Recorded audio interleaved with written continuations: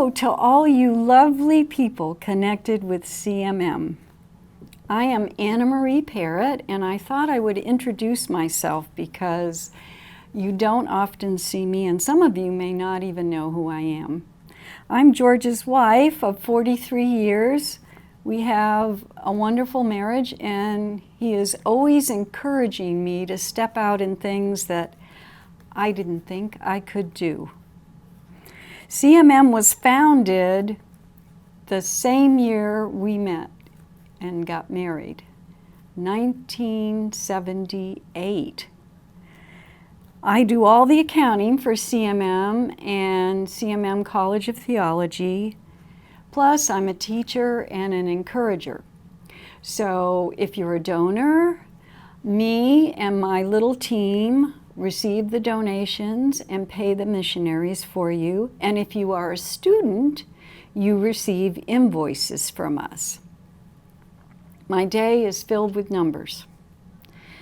And one day I was sitting in front of my computer because computer work can be really boring. I was looking at a long column of numbers and I was feeling pretty discouraged that I would never get to the bottom of them. And suddenly the Lord came in and he showed me this beautiful picture that the column of numbers went around the world, and at the end of that column were the beautiful faces of hard-working missionaries laboring in the field and the lovely people that the Lord created that were in that field. And seeing their faces just gave me the encouragement to keep going. So whenever I decide I can't take any more bookkeeping, I remember that day. I was born the same year that Queen Elizabeth came to the throne in England. So when it was her coronation anniversary, it was my 60th birthday, and someone blessed us with a trip to England, and I got to buy all these souvenirs with 60 written on them for my 60th birthday. As a child, I came from an abusive background, pretty much devoid of God, but my mom was actually sure that she was going to become rich someday and do a lot of traveling.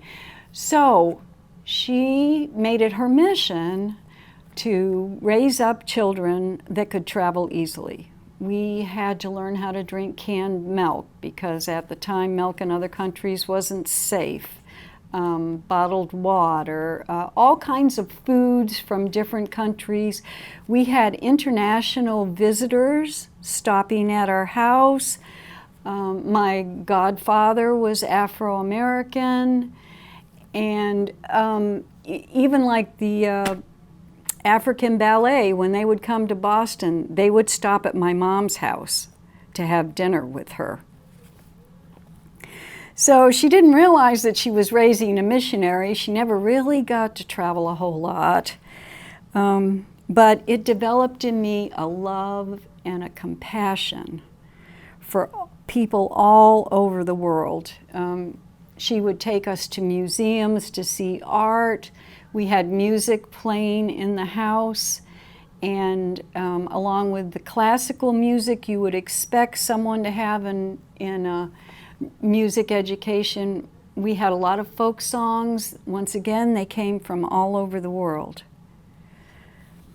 So I love people. I love seeing their art, eating their food, and I'm especially drawn to people that are downtrodden or abused. One of our favorite songs as kids was "It's a Small World After All," which Walt Disney used. I was a stay-at-home mom as George's wife, and I homeschooled. I raised foster children as well as my own. And then when he started a real estate business, I became the bookkeeper. So I worked at home like a lot of you are doing now in business as well. My husband's book, which you can buy on Amazon, Into the Unknown, contains his testimony. George began traveling before I did, and at our church there was a women's group that wanted to go on a mission trip, so he set it all up for them. He didn't plan on going, but it was into the Amazon jungle in Bolivia to help people there. And I began thinking, wait a minute, I really should go. And so I asked his permission. He said yes. He thought that was a great idea. And it was really fun for me to be on the field for the first time.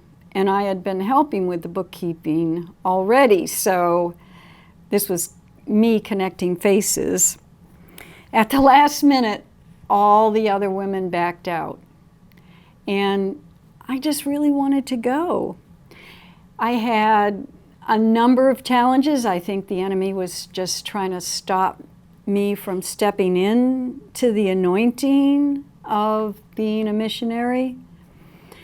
And so I almost didn't make it. And I ended up being flown by the Bolivian army into the Amazon jungle, and the general of that army became my companion and friend on the trip.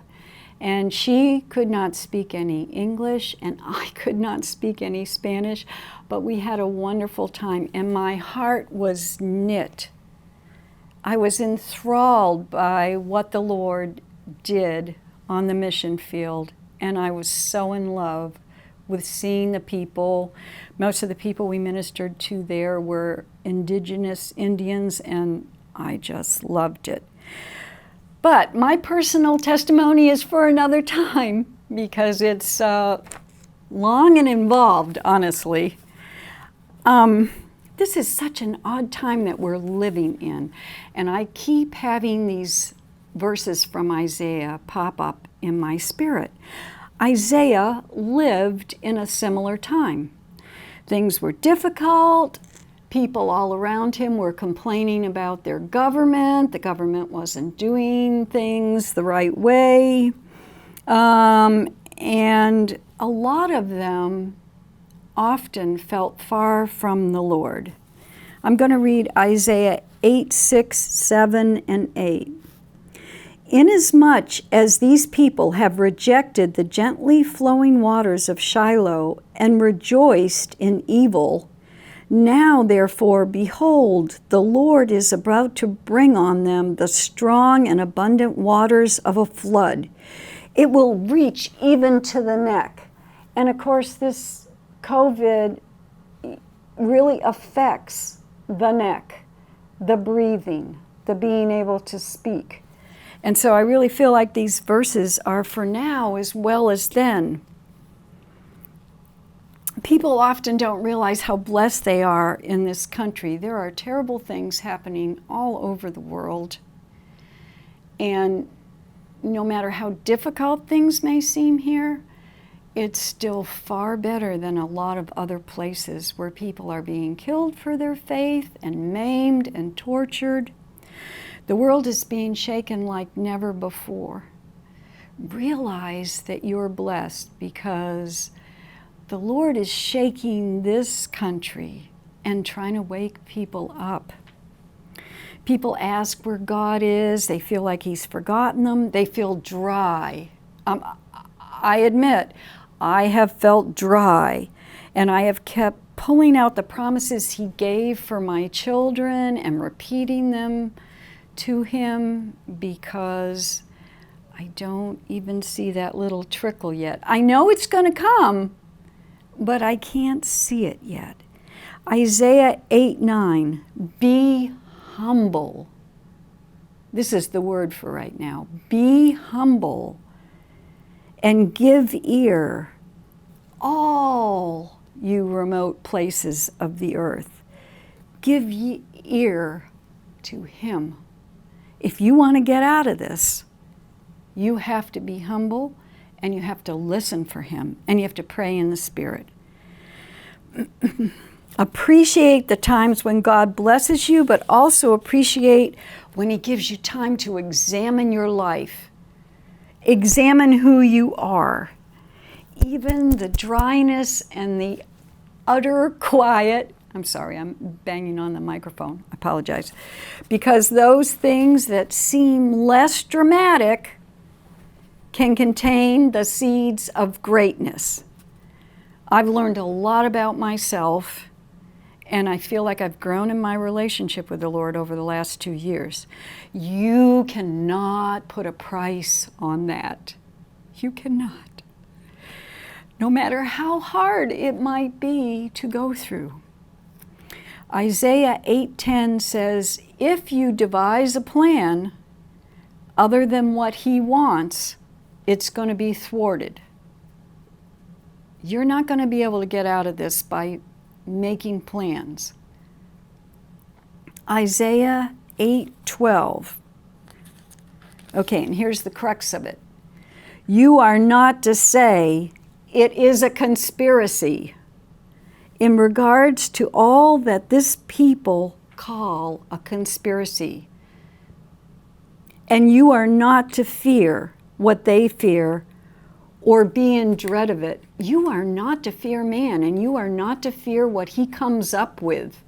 There's so much videos and Facebook and messengers, and every day there's stuff people are sending me, and some of them are obviously fake, some of them are real, some of them are heartfelt but misguided.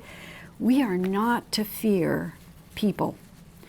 You know, we're obligated as Christians and voters to know the political landscape, what is best for the country and the people around us, but we cannot be afraid of what people say, because only he knows the real truth. We have to trust and depend on him.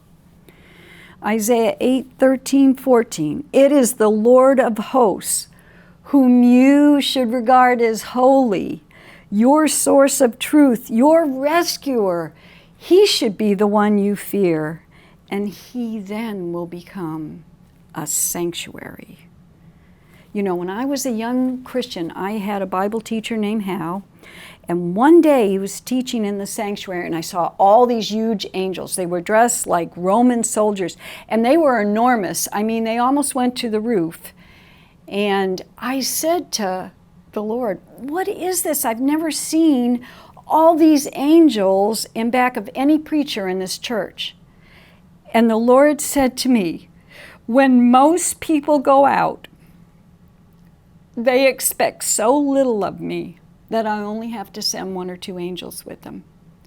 But when Hal goes out, I have to send a whole league of angels, because he expects the impossible from me. In the Lord, you are stronger than you think. Expect the impossible, because he can make it possible. It's a world of laughter, a world of tears. It's a world of hopes and a world of fears. There's so much that we share that it's time you're aware. It's a small world after all. There is just one moon and one golden sun, and a smile means friendship to everyone. Though the mountains divide and the oceans are wide, it's a small world after all. Thank you.